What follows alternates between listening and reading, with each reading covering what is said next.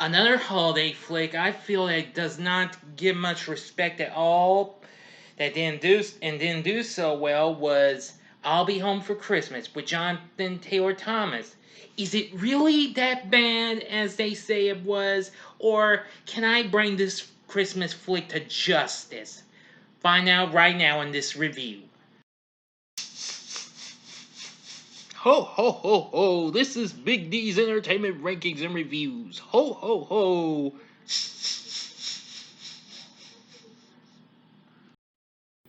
So, greetings, my fellow YouTubers, and welcome to Big D's Entertainment Rankings and Reviews. My name is Doyle, better known to you as the Big D, and this time around I bring to you a review of the 1998 Christmas family comedy flick, I'll Be Home for Christmas, released by Disney, directed by Arlene Sanford, who this would be her second and only other theatrical flick. Her first was a very brave sequel. The film follows a college student who must make it from his campus in LA to his family's home in Lamont, New York, in time for Christmas dinner in order to win his father's Porsche.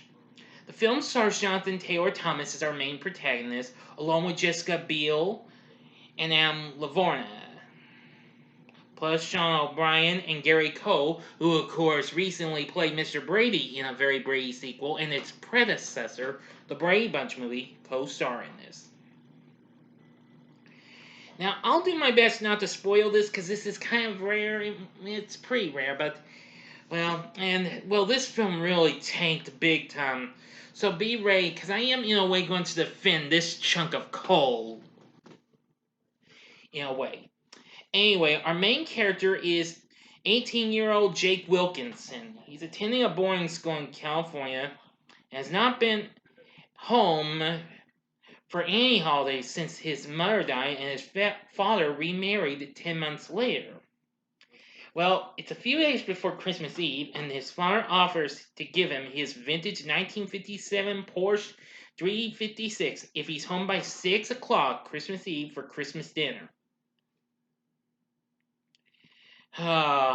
Initially, he traded his airline ticket to NYC for 2 tickets to Cabo San Lucas to take his girlfriend, Allie Henderson, played by Jessica Biel, who, of course, was actually a big star on TV's Seventh Heaven at the time, while Jonathan Taylor Thomas, was now a recurring character on Home Improvement after he had been a star on the show for its first 7 seasons, but was only a guest recurring star in its 8th and final season. But she's also going to go to New York, Allie. But when she declines, Jake reconsiders his father's deal and gets the tickets back to New York. Allie agrees to ride with him, but Jake's nemesis and rival for Allie's affections, Eddie Taffet, and his trio of goons leave Jake in the desert dressed as a Santa Claus to punish him for not getting an exam cheat sheet, a deal they had that Eddie secretly sabotaged on purpose. So now Jake's got to find a way to get back to New York or he's lost everything. So apparently, he now only has 3 days to get back.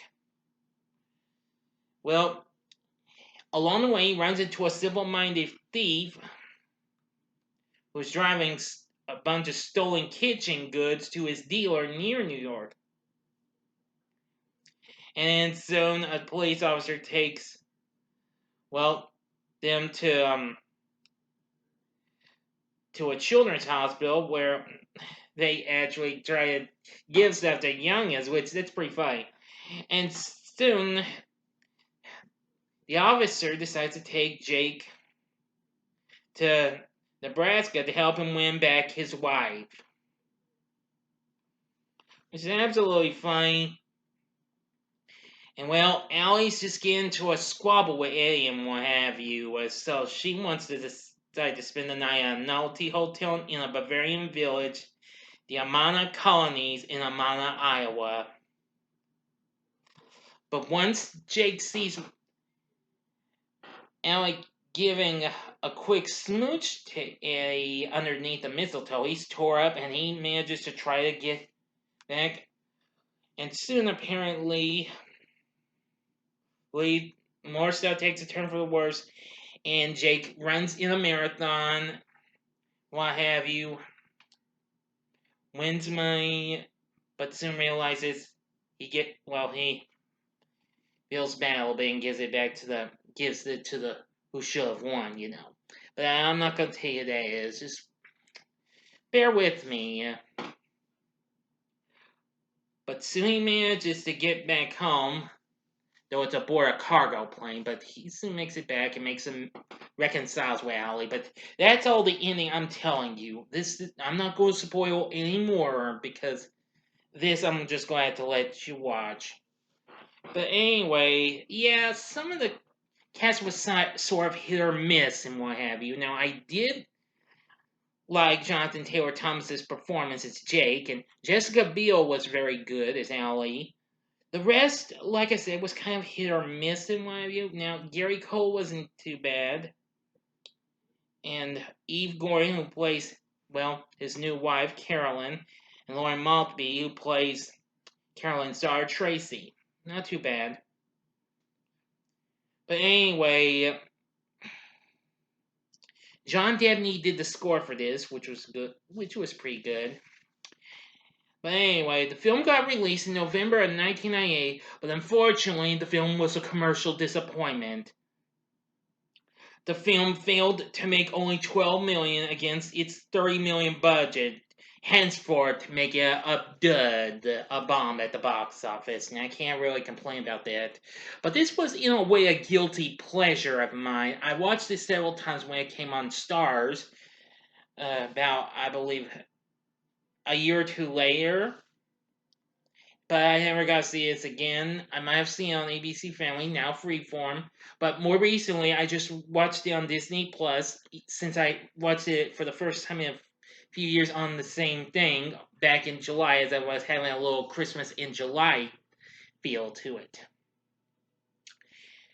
But anyway, story is reasonable enough. So I'm kind of saying that I'll Be Home for Christmas in a way is a guilty pleasure of mine. So I'm gonna say this is an okay good movie for you. So would I recommend it?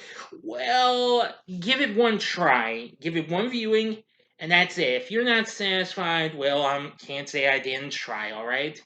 So I'm not going to recommend this. This is just a one view recommendation, and that's it. But if you like it, then go for it. But that's all I'm gonna say about this. I think I'll Be Home for Christmas is definitely a pretty underrated movie, though.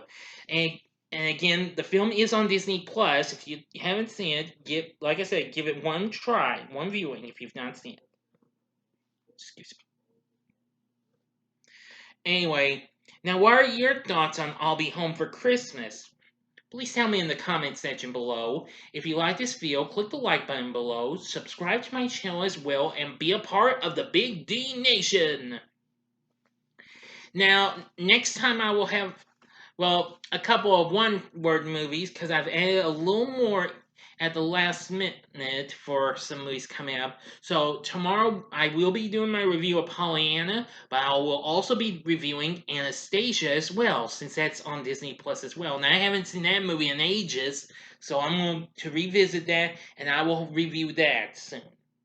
That might be a first thing, and then I'll have Pollyanna up, okay? But there'll be plenty more. I'm still going to try and squeeze some room in, because I'm thinking about possibly revisiting the adventures of Shark Boy and Lava Girl, perhaps, in order to promote the release of We Can Be Heroes coming up on Netflix. Now, I'm still going to review Wonder Woman 1984 once I see it, and don't you worry, Soul will be reviewed as well. I don't know when, because I want to try and give y'all a chance to see my Wonder Woman review, okay? Not that I'm trying to be reiterating. But anyway, enough said.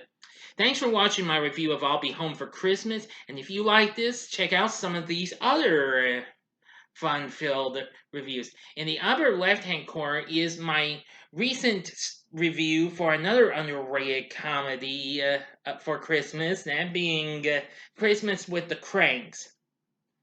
Or if you want some more Christmassy fun, go to the upper right hand corner for my review of the first installment of the Santa Claus trilogy with Johnathan Taylor Thomas's co-star of Home Improvement, Tim Allen. And I decided to give that, not the playlist, okay? Or go to the bottom left hand corner and see my spoiler-free review of the Disney Plus movie Noelle with Anna Kendrick, which I also recently revisited. Still love it. In the bottom right hand corner is the button you can click to subscribe. If you like rankings and reviews on movies, TV, music, video games, etc., then I'm your guy. Thanks for watching. Until next time, I'm the Big D saying, see ya!